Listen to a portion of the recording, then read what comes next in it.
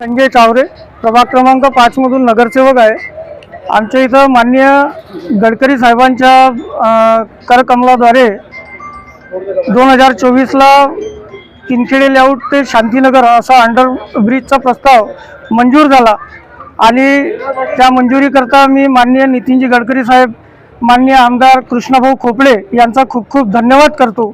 2018 पासून मी त्या ब्रिजसाठी मागे लागलो होतो, परंतु माननीय खोपडे साहेबाच्या आशीर्वादानं आणि माननीय गडकरी साहेबाच्या आशीर्वादानं तो ब्रिज सँक्शन झाला। त्याचं 2024 ला भूमिपूजन सुद्धा झालं, परंतु काही लोकांनी आपला स्वार्थ जपता आपल्या स्वार्थापोटी त्या ब्रिजचा विरोध केला।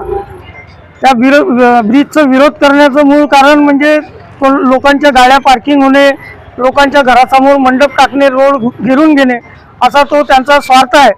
परंतु त्यांनाही कळायला पाहिजे की आमच्या इथून उत्तर नागपूरमधून तुमच्या इकडे काम करणारे मजदूर लोक येतात, तुमच्या इकडे बऱ्याचशा शाळा आहे, शाळांची निवेदनं माझ्याकडे 2018 पासूनचे पडित आहे।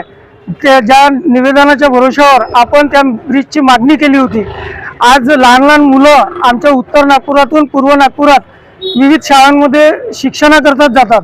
आपण अगर त्या ठिकाणी एक रेल्वे अगर थांबली त्यावेळेस तुम्ही मीडियाच्या माध्यमातून तिथं आले तर पाहू शकता, रेल्वेच्या खालून लहान लहान मुलं, म्हातारे लोक, मजदूर वर्ग रेल्वेच्या खालून जीव हातात घेऊन आपल्या जीवाची पर्वा न करता त्या रेल्वेच्या खालून जातात।